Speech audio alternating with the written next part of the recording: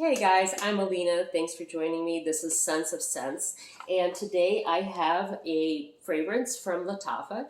It is called Al Noble Wazeer, and I'm going to show you the box that it comes in. It is gold, and it is cardboard, so nothing much in the way of presentation for that, but it does have a nice velvety accent over here in the front.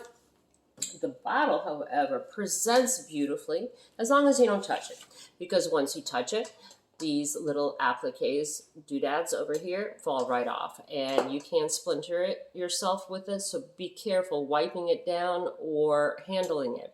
It is velvety all the way around, and it does have a metallic cap to it, which is quite snug, and it is quite beautiful. I think it looks great, and they did a great job on this one, and it has All Noble written on the bottom of the cap as well.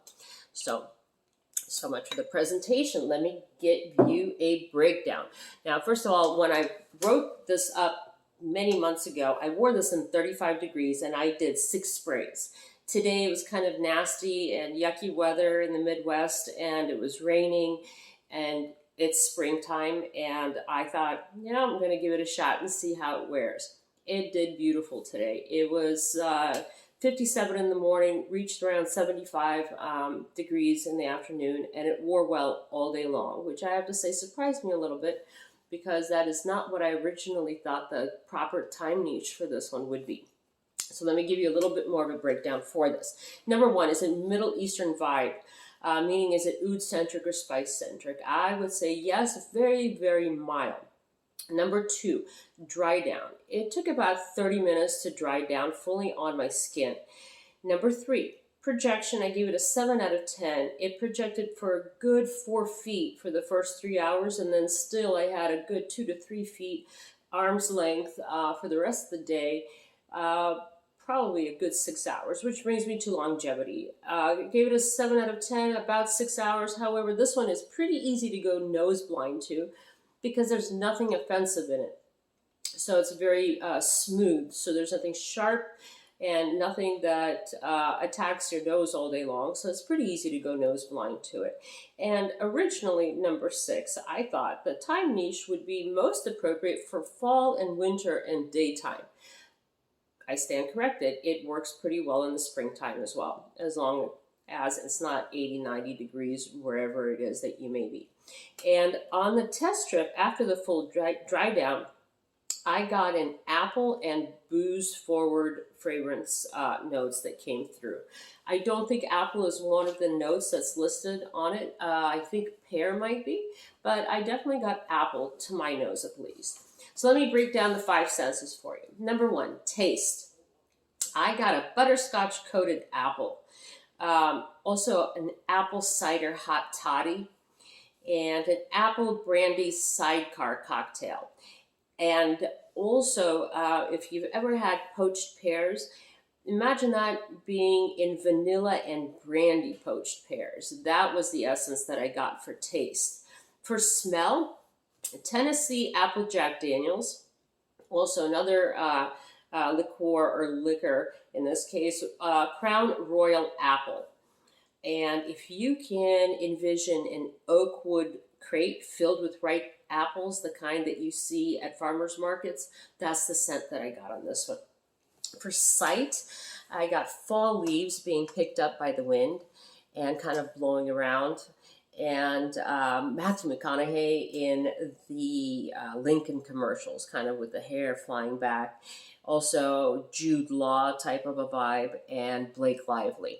So kind of blonde for the light notes and a little bit sensual, sexy for the warm notes in this one is the visual that I got.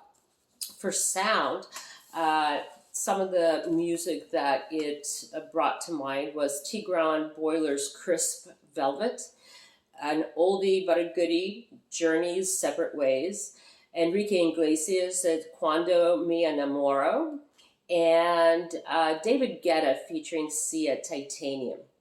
Why? Because of the high notes and, again, the low undertones to it. And you can tell that this has some nice crisp edges to it with the undertone of that almost vanilla type of a boozy softness underneath. And for touch, effervescence of champagne on the tongue, that kind of bubbly feel to it.